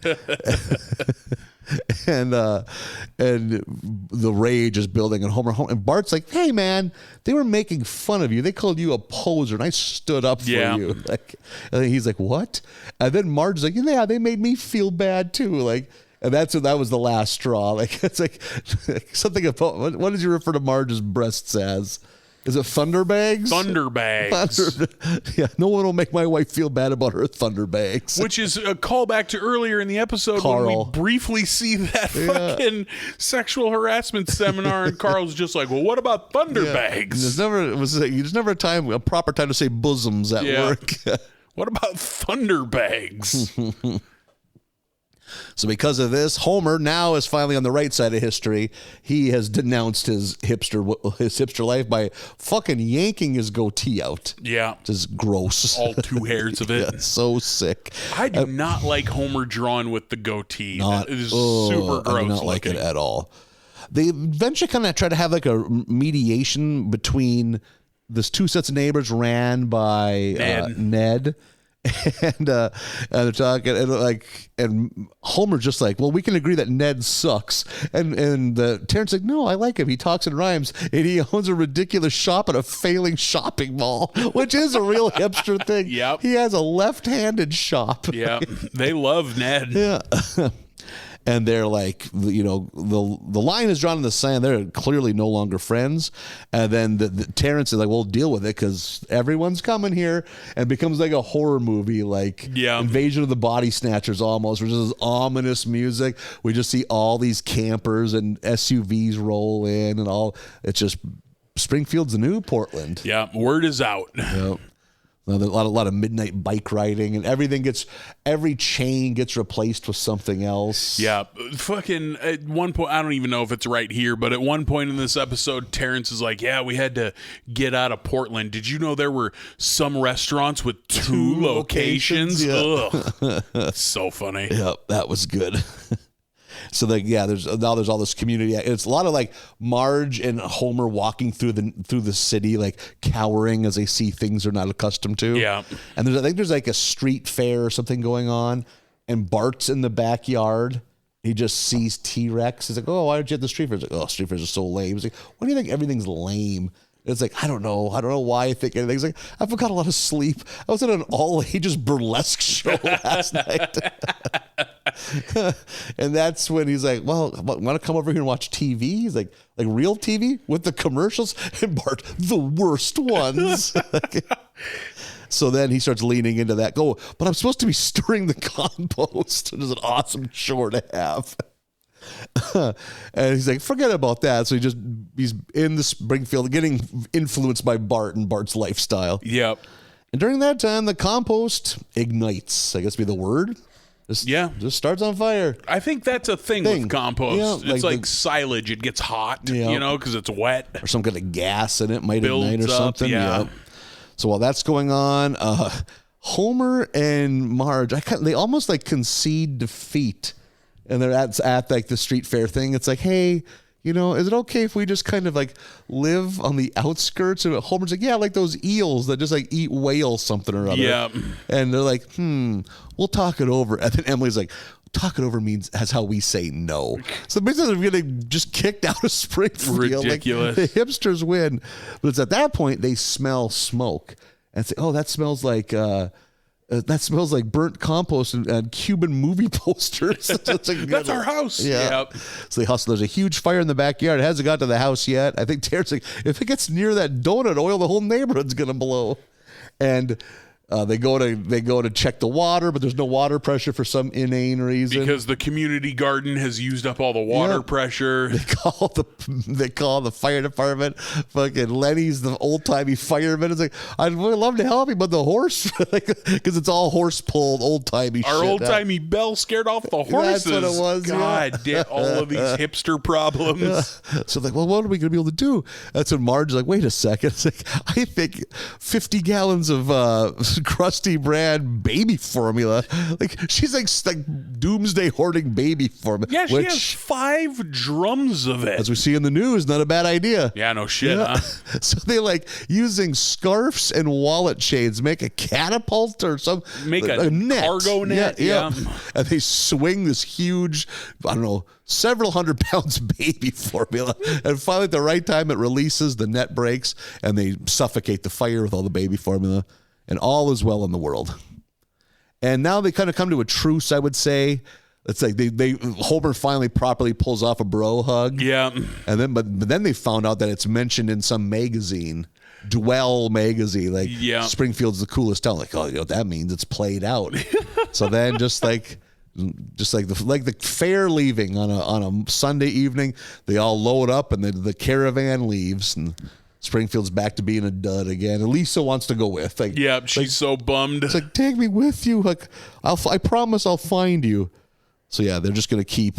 And then like I think maybe Emily and Marge have a moment too, where like okay, you can raise your baby how I want. Yeah, and that's when Marge mentions, well, Lisa was breastfed. Yeah, and she's the only kid worth a damn. Yeah, I thought that was funny. Good. Yeah, and like Maggie's like outraged by it. Like she's like looking. Like, so yeah, I like this episode. This was good. I love this episode. Yeah. This is very funny. Like. I like a lot of hipster shit, but I also like dunking on hipsters. Yeah. So, this is fun. I like exposed brick and I collect vinyl records. Yeah. So, I'm not above it, but I still laugh at someone wearing a fucking pork pie hat. Yeah. So, I can see both sides. Fred Armisen and what's her name from Sleater Kinney from Portlandia is why she's on this. Carrie Brownstein. They had to have been doing the voices, right? Yep, they were. I didn't immediately recognize Fred Armisen, but I guess, the more I think about it, I don't think I could pick Fred Armisen's voice out of anything. So. Oh, no shit. See, he's the one I picked. I mean, I guess I kind of picked up on both. I just couldn't think of Carrie Brownstein's name. I've also never seen Portlandia. Oh, no shit. That's fun. I've heard it's good. He's not a big sketch comedy guy, but it's still fun. Not a huge sketch guy. I do like Fred Armisen. Yeah. He's good. I just saw him in what did I just see him in? The first season of Our Flag Means Death, that Taika Waititi Reese Darby pirate show, which is outstanding and everyone should watch. Yeah, it's amazing. And I heard that premise. I was like, really? But I've heard it works. Yeah, I mean it's based on a true story. Steve Bonnet was a real guy. Yeah, and Blackbird was a real guy. It's great. Everyone should watch it. There's so many good fucking jokes in this episode. When I love that Terrence has a pet armadillo named Chewy, and he's like, "That's Chewy as in Mexico, not Chewy as in Chewbacca." And Homer fucking looks at the kids and goes, "Chewbacca's a man in a suit, so he's not actually scary." And then just like nods knowingly, like, Yep. God damn it. How we get peak shithead Homer. Just like big idiot Homer, yeah. All the names are even cool. It's like what, and he gives their kids made up names. Like I think one of them's Viral Video. Yeah, Viral Video. I love how shitty T-Rex is. Patton Oswalt plays him so perfectly as the roll your eyes at everything hipster. Yeah. Like when he's opening his presents and he's just like, vintage 1950s accordion camera. Yeah. Could always use another one of those, and tosses it aside. It's bowling shoes. They're not vintage, but they'll do in a pinch, I guess. Unbelievable. Yeah, start that kid on fire. How fucking shitty that kid is. There's an insane joke when Homer is like trying to convince Marge, please let me change everything about myself so I fit in with these people and can be cool. He rattles off this huge list of things, like reasons he's not cool. And a couple of them are, I only know David Cross from the Chipmunks movies. Yeah. And not only do I like Van Halen, but I think they keep getting better. It's so That's a good line. Yep. Holy shit. But I will say, ain't nothing wrong with liking Van Halen. Fucking Roth era Van Halen fucking slaps. Are you a Roth guy or a Hagar guy? But again, I haven't listened to the whole album. The only Hagar song I really like is off the Twister soundtrack. That's the best Van Halen song. Yep. Humans Being is the best Van Halen song. Man, fuck, it's up there for me. And that's a guy who likes the Roth era shit. But like, fuck it. Like, I prefer Roth. I'm a David Lee Roth guy when it comes to my Van Halen. But I don't love Van Halen, period. Okay. But what there is, I mostly like the Roth stuff. Yep. Other than Humans Being. Humans Being is a legit amazing Does song. it make sense how good it is? Like, has no business being that good. 10 years into trudging along as Van Hagar. They just crank that one out, you know? Sounds nothing like a Van Halen song, like also. Fucking 3 years into the grungy era, way past Van Halen being culturally relevant. Yeah. And maybe that's why it sounds so different. Maybe they're trying to fucking keep reaching up for with that it. brass ring, Like fucking Kiss Unholy. When you want a fucking fun chuckle some afternoon, just watch the music video for Unholy by Kiss and be like, what are you guys doing? You're not good at this. Like, Gene Simmons saw that Korn and Pantera were popular, and he's like, we can do that. It's unbelievable. We can do a Pantera. Ugh, no, you can't, Gene. Let's wrap up this week's batch with episode 8, To Cur with Love. Monty Burns is giving out a prize for alternate energy ideas. Otto has one. I loved Otto's of like the Greek ship that he's turned the bus into with Nelson on the drum, the row drum. And fucking Milhouse immediately passes out. And, of course. And who's the head bully? Jimbo. Yep. Is like, whose son is this? And Kirk goes, I'll take him. And he goes, nope, you'll take his place. So Kirk has to row the bus. Bunch of children. So good. Apu has one. I forget what Apu's idea is, but he has the hot one. Dogs in the rotisserie. Oh, God. Some say it's powered by tiny bugs underneath the sausage casing.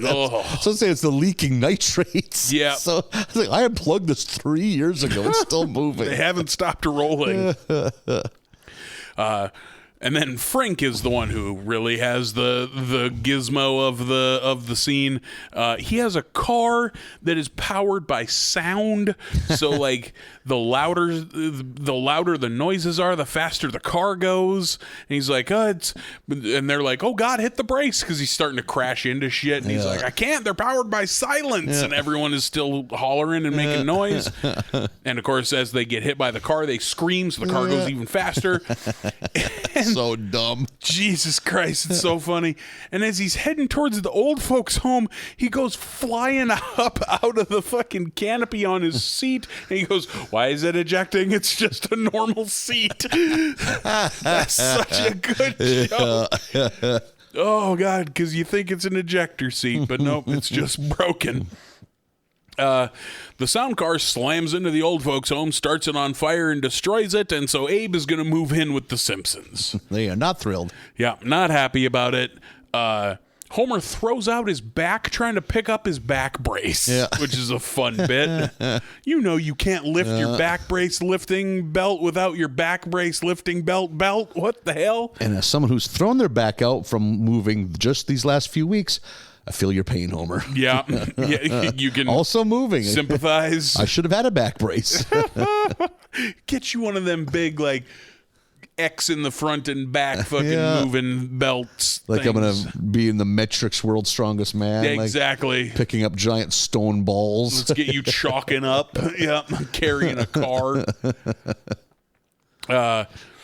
So the rest of the family goes to help Abe move, but not Homer. He spends all day playing Villageville on his iPad. Apparently Homer got a different MyPad. Like, two things in this batch: we get a ton of iPad references, and a ton of Abe, in this batch. Just worked out that way. Yeah. So Homer spent all day dicking around with this fucking game on his iPad, and when he gets home, or when the rest of the family gets home, they realize that Santa's little helper is missing, so they're going around looking for this goddamn dog, and they find him in the cabinet, like the Lazy Susan. Yeah, the Lazy Susan in the cabinet in the kitchen, and it flashes back to, I wonder how he got there, and Homer wouldn't stop looking at his iPad, and he was getting snacks out of there. He fucking pulls out a bottle of cheese-flavored cleaning product. Oh, my God. Mrs. Cheddarsworth? Mrs. Cheddarsworth. There's nothing you can't make taste good. But it's like Mr. Clean, but it's cheese-flavored, and it's an old lady. And he's fucking drinking cleaning product because it's cheese-flavored, and locks the dog in the cabinet accidentally. You ever get wrapped up in one of those dumb clicky-click games where it's basically just a money suck? I've played a handful of clicky-click games on my phone, but I've never gotten, like, obsessed with one, and I can happily say have never spent money on one. I wish I could. I've gotten into one. It's dumb. You gotten sucked into a couple? Yeah, just one. Just one? Been a few years now. What's your phone game of choice? Hero Wars. Hero Wars. So dumb. Okay. One good line, when Homer's just living the dream, sitting on the couch, just enjoying himself, he just says to himself, if I've learned one thing, it's that you can't have too much iron ore. God, I cracked up at that. I like incremental games, clicker games, where it's like, oh, click this button to get 10 cookies, and now that you have 10 cookies, you can buy another cookie maker, so now each click does double, and then eventually you unlock a thing that clicks for you, so now it's an idle game. Like, the goal is to not play the game. Like, I like those, so... Like, every once in a while, I'll get bored of one and just download another. Like, fucking the Adventure Capitalist is still the best one. That's still my favorite one. And yeah, never spent a dime, thank God. Yeah. I have, though, watched plenty of ads, because they do, like, for a 4-hour boost, watch this 30-second ad. For $4 diamonds, watch an ad for another clicky-click game. So I've definitely watched a ton of phone game ads on my phone. But it's mostly just hit watch ad, set it down, and go do something else. Yep. Or what I do when I was living that disgraceful life, brush my teeth. Oh, sure. And then watch another one. In the middle of the day. Yep. That's how I justify the crippling video poker, is I do chores while I'm doing it. So, I fucking legit one time, because playing poker, on an app, it gives you like 8 seconds and it'll pre-fold your hand. I had just swiped to look, and all I had to do was move my thumb right. I had pocket aces, and on the flop, ace, queen. Odds are that when you hit a hand that monster that quick, no one else has shit. Sure. So who knows if I would have got any money out of it, but I at least would have won everyone's blinds. Yeah. Because Jesus Christ, that's absurd. Someone out there had a queen and was going to chase those two pairs. That's what you dream of, that they think this fucker's bluffing. He doesn't have an ace. That's what I would do, which is why I'm not a good poker player. Yeah. I would be like, well, I got two pairs. I obviously win this. And I would fucking follow anybody anywhere for it because I am a bad poker player. We call your type calling stations. Calling stations? You just keep calling. They don't see the danger that they're walking into. They'll just keep calling. It's like you don't have to bluff them. They're going to call anything. Yeah, fuck you. That's exactly what I would do. Because I'm an optimist. If it were just you and me, you would bet and I would call, and you would bet again and I would call. Yeah. But sometimes new players that are that way, you spook seasoned players. It's like, this guy's got to have a monster. Why would he be calling like this? And just chasing an inside straight or something like that. Yeah. Flip it over. I got 7 high. I really wanted that straight, but didn't get it. Oh well. Ugh. I am terrible for I have 3, 4, 5, 7. I will keep betting and keep calling because one of these is going to be a 6, and it never cool is. if it happens. Yep, and it never does. I can do the math in my head. You have a 17% shot of that hitting after the flop, and that goes down to about a 9% on the river. So you got a 1 out of 10. So those aren't the best odds on the river. In my experience, I have a 0% chance of it ever working. It has never once worked, and I never learned. Thank God I don't play poker very much. Oh, it's a soul-destroying game. It sure looks like fun, but just sweaty men sad men around a table. Sweat would imply there's some kind of vigor and emotion. It's just this saddest, clammiest men, either troublingly skinny or troublingly fat. No, the occasional fit guy, which makes no sense to me. Who are you? It's like occasionally there's a handsome comedian, right? And you're like, you get out of here. Yep, this isn't for you. This isn't your tribe. Yeah, who are you? Who are you trying to sleep with? Go back to dental school. Yeah, I need to treat poker the way I treat skateboarding. Boy, that looks fun, and I can't do that yet. No, don't tell me that, dog. Don't encourage this. So they find the dog in the cabinet. Turns out, and this whole time, Homer hasn't been that bent out of shape that the dog is missing, and now that he's found, he's not that happy about it. Yeah. Turns out maybe Homer doesn't even like this fucking dog, which, frankly, that dog has not earned any love. It's not a good dog. No, shit dog. So, but then Abe brings up Bongo, and Homer flips the fuck out because this was Homer's childhood dog, and Homer and that dog were inseparable. And from here, it's like 99% flashbacks for the rest of this my God, episode. yeah, absolutely. So Homer and Bongo were inseparable, and then Bongo bit Mr. Burns while Burns was giving out PR campaign. Yeah, giving out toys to kids to like, hey, let me build my power plant here. Yeah. I love the look of young Burns. Middle-aged Burns. He's starting to lose his hair, but he has enough to keep pushing it over. He's got a good comb over. So are we supposed to assume that Smithers is 70? I think this is Smithers' dad. Is that you because think so? We've covered that. Oh, you're in right. an old episode that Smithers' dad worked for Burns. Yep, because he's basically Smithers with a mustache. Yeah, and also gray hair. So I remember because immediately I was like, wait, why is Smithers there? This doesn't make sense. And then it dawned on me. Good call. Yep. Shit, that's Smithers Sr. Yeah, that's a ways back. That's such an old episode. We covered that. But so while Burns is giving out toys, he lays hands on Bart and Bongo bites him. And then Mr. Burns is out to kill that fucking dog. He wants to feed that dog to his hounds. To his hounds, yep. Dog cannibalism. We get animal control after Bongo. We get to see the origin of Herman losing his arm. Yeah.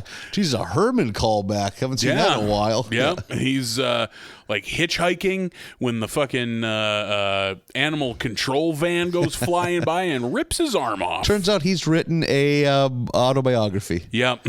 I forget the name, but we also see, I think it's Nelson, I Bully, perhaps is what that's called. Yep. And then Hibbert crying on the inside. Yep, crying on the inside.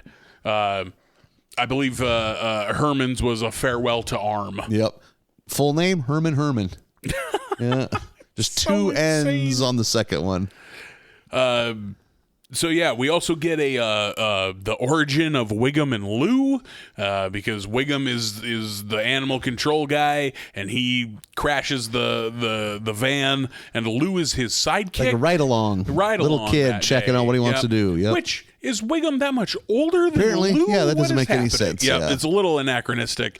Or is Lou younger than one would assume? Who knows? Maybe that's it. I have no idea. But Wiggum is like, oh, I'm not cut out for animal control. And Lou goes, well, I plan on being a police chief. And Wiggum immediately is like, oh, you can't have that one. That's what I'm going to do. And so when we flash back, when we flash forward to Abe telling the story, we see Bart checking off origin stories. That was good. That was a good fourth wall. Herman, Wiggum, Lou.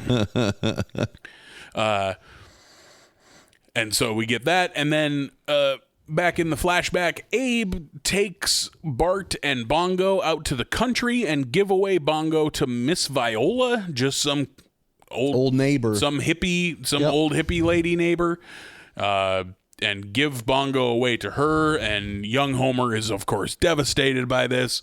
Abe gives Bongo Homer's sweatshirt, like, oh, so he's got something to remember you by. This turns into a fucking heavy episode. Yeah. Meanwhile, Abe goes to Mr. Burns and is like, hey, the dog is somewhere you're never going to find, so just give it up. Or what do I got to do to make this right? Abe fed the hounds for a year. Yeah. He did Burns' dirty work by having to feed his hounds. When those hounds are attacking him in that anti-bite suit and then knock him down, unzip the suit and all climb in the suit with him and re-zip it closed. Oh my God, that was good. Oh no, they found the zipper. Oh my God. And then the second punishment for Abe to make it right with Burns is that he can only wear slippers and bolo ties now. No proper neckties or lace-up shoes. Yeah. I forgot. I never even really paid attention. That Abe always wears slippers. Yeah, it's not something I ever notice either. The bolo tie, obviously. Oh, yeah. Because a bolo tie is great. Like, forced to wear a bolo tie, that's not a punishment. Yeah. And that's where, that was the beginning of Abe and Homer's relationship being on the rocks. We cut back to present day where everyone's fucking crying. Yeah. And then Homer's like, well, that's not the version in my head. And Homer's version is super dumb. Like he was a little kid, so he thinks that his dad sold the dog to the mean lady and then just hung out with the hounds as a reward. And he pretty immediately is like, wait, that doesn't make sense. And then this episode gets its fucking heaviest when Homer explains that without Abe's knowledge, he took the bus to Viola's in order to get the dog back after a set amount of time. And from the bushes sees that the dog is super happy without him, and that it's clearly Viola's no dog longer now. his dog, Yeah, it's not my dog anymore, and the dog is super happy at the farm, which is heavy. Yeah, no shit, yeah. And Homer has hated dogs ever since. He thinks they're disloyal and dishonest. And that's when Abe pulls out an old Christmas card that he never showed Homer for some fucking insane reason. And it's Bongo sleeping on Homer's sweatshirt. It's a picture of like old Bongo sleeping on Homer's sweatshirt. Like, oh, he never did forget about you, Homer. Jesus. Yeah, right? Simpsons? Yeah, come on. Like, let a brother breathe for a second. And then Homer and Abe make up, and that's the end of the episode, except for an insane another little short film that we get of Monty Burns explains the fiscal cliff. Yeah, because must have been 2012 election time. Because they mentioned Romney's about to lose to Obama. Yep. Here's what's going to happen. Like you have to keep giving the rich man more money or he'll drive you off a cliff. Like, it's kind of like sort of a PSA, but it still burns, so it's evil. An insane joke right away is they show the Republican headquarters, which we love. Yeah. And the sign changes from Springfield Republican headquarters, and then there's a flash of lightning, and the sign says, "Rape now bad." You didn't see I didn't catch that. Insane. What the hell? Like, that's a ridiculous joke. Like, oh, the Republicans just now in 2012 realized it. Like, it's a good joke. It's a hilarious dunk on the Republicans, but I was like, Jesus, Simpsons, okay. And I like that he keeps saying things. He's trying to sugarcoat everything. Make it seem like he knows best, but he just keeps dicking it up. And Smithers like, we've lost more ground. He just keeps digging the grave deeper and deeper, which I liked. Yeah, so that was a fun little bit at the end. Love seeing the Republican National Headquarters. Love Mr. Burns. So not going to complain about seeing more of him. Easily the most Mr. Burns we've gotten this whole batch, probably this whole season so far. Granted, we're pretty early on in the season, but still. Young Burns, I like Young Burns. He's fun. Yep. I like these last 3 episodes in this batch were all very enjoyable. Yep, very good. I think my favorite is the Portland one. Yeah, I like that one. I might put 3 and 5 ahead of it. Super good visual gags in that Portland one. You know, everyone's like fucking Terrence is wearing a fucking pork pie hat, you know, and Homer wearing that sweat-soaked scarf. Yep, and Sideshow Mel on a unicycle. Yeah. Like there's a lot of good dunks on hipsters in that episode. Let's see what we get next week. Next week we will do episodes 9 through 13. Yeah, we will. Of season 24. Thank you. Jesus. I'm losing my goddamn mind. We're in the weeds now. It's hard to keep track. Yep. And we're on like odd numbers. We're starting with 9. Yeah. What? No. Yeah. That's no way to live. Spoiled by last season when it worked out right. 1 to 5, 6 to 10. Yep. Mwah. Big fan of when that happens. That fucking last episode with that dog. Yeah. It's not as devastating as the Futurama dog episode. I almost wonder if they were trying to go for that. I think so. I bet it certainly crossed their mind. That Futurama dog episode will ruin me. Yeah. Oof. Yeah, very well written too. Jesus. Yeah, that was a good show. Yeah. 9 to 14 for next week. You doing anything this week? You got anything going on in life? What's happening? Moving. Yeah, attaboy. Yeah. Moving. Big city lights. Oh, yeah. Scorpions? That's a Scorpions song. Look at that. Yep. That's a random ass band, Scorpions. Yeah, Germans. Yep. Never met anyone who was just a huge Scorpions fan. Nope, I don't think that's gotta a real be out thing. There. I mean, they're all probably on the other side of the ocean. Ain't got to be for the Scorpions. They got no problem with them, but just never a band. Scorpions, you dig into their Wikipedia page, a band that had a lot of troublesome album art. Oh, really? Very troublesome. Troublesome how? Troublesome in a... like it's bad or like it's offensive? Offensive. Oh, okay. Age of Consent. Yeah, perfect. I'll leave that to you. Okay. A late night Wikipedia dig for you. Yeah, ruin your own Google search. Yeah, right. Yeah, get on all sorts of lists. Yeah. Your Google's already thrown off by cat boners from last week. Oh, God damn it. Cats. Why are they fucking... I'm anti-cat boner. I want that to go on the record. PowerPoint presentation. Yeah. Cats. Why they fucking? Can we make them in a lab? Just make them in a lab, man. There's too many already. Oh, we reached our cat quota. Yeah. You can find us on the internet at Barley Basket USA on Facebook, Twitter, and Instagram. BarleyBasketUSA@gmail.com is the email address. Let us know if you think that we should do a YouTube series where I teach cursive writing. There we go. I'm still open to that. Yeah. I'm still 100% open to that. Do you need help with your cursive? Marlon's here to help. Yeah, I got you covered, and Nathan will... Scoff. Sure. Oh, furrow my brow. Oh, my brow is going to be furrowed. Okay, so I'll record it straight-faced educational and then send it to you, and you can record a track over the top of it of you harumphing it. Yeah. Lots of scoffing. Why does that cue look like that? I think that might be fun content. Content, baby. Everything's got to be content. I got no beef with cursive. I just don't want my tax dollars paying for it. That's my stance on it. This is your libertarian run for city council. Yeah. I don't think my tax dollars or yours should be paying for these East Coast elitists to learn this fancy makeup language. Okay, we can't get sucked into the cursive thing twice in a row.